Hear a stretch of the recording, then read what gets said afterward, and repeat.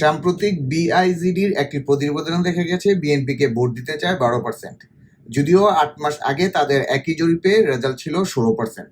বিএনপির এই জনপ্রিয়তা কমার পিছনের অবদান রেখেছে তৃণমূলের চাঁদাবাজি, দখল বাণিজ্য ও প্রভাব বিস্তার ছাড়াও দায়িত্বশীল নেতাদের যে আচরণ লক্ষ্য করা গেছে।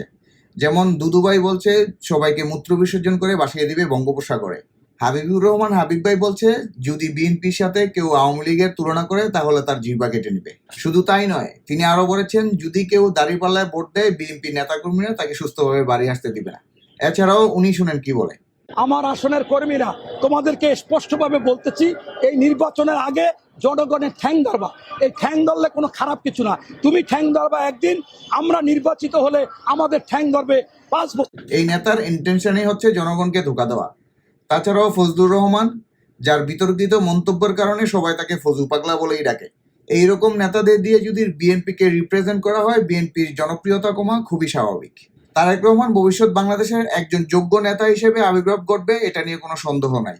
শুধু বিএনপি নয়, জামাতেরও 12% ভোট নেমে এসেছে 10%-এ। এই 48 বা 50% মানুষ এখনো সিদ্ধান্ত নেয়নি তারা কাকে ভোট দেবে। আসলে এই 50% মানুষ বাংলাদেশের রাজনীতিবিদদের উপরে আর আস্থাই রাখতে পারছে না। তারা চাচ্ছে ডক্টর ইউনূসের মতো একটা অরাজনৈতিক সরকার এই দেশ পরিচালনা করুক। তাহলে কি এই 50% মানুষের কথা বিবেচনায় রেখে একটি অরাজনৈতিক ঐক্যফ্রন্ট গঠন করতে যাচ্ছে? তারই একটি আভাস পাওয়া গেছে পিনাকি ভট্টাচার্যের একটি ভিডিওতে, যেখানে তিনি মাহমুদুর রহমানকে কেন্দ্র করে একটি অরাজনৈতিক ঐক্যফ্রন্টের কথা বলছেন। তাই যদি হয় এটা হবে বিএনপির জন্য সবচেয়ে বড় দুঃসংবাদ।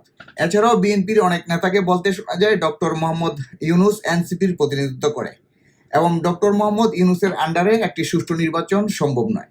বিএনপির এই এলিগেশনকে মাথায় রেখে যদি ডক্টর মোহাম্মদ ইউনূস একটা তত্ত্বাবধায়ক সরকার গঠন করে পদত্যাগ করে এবং অরাজনৈতিক ঐক্যফ্রন্টে যদি যোগ দেয় তাহলে বিএনপির ক্ষমতায় আসার সম্ভাবনা হয়ে উঠবে ক্ষীণ। বিএনপি দেশ ও জনগণের জন্য যদি রাজনীতি করেন তাহলে এইসব বিতর্কিত নেতাদের বহিষ্কার করেন এবং দল থেকে দূরে রাখেন। এইদিকে যুবদলের নেতা নয়ন, সে শহীদ জিয়ার আদর্শে রাজনীতি করতে এসে স্লোগান দিচ্ছে তুমি কে আমি কে, বাঙালি বাঙালি, অথচ সে জানেই না শহীদ জিয়া বাঙালি নয়, বরং বাংলাদেশি জাতীয়তাবাদীর আদর্শই লালন করে।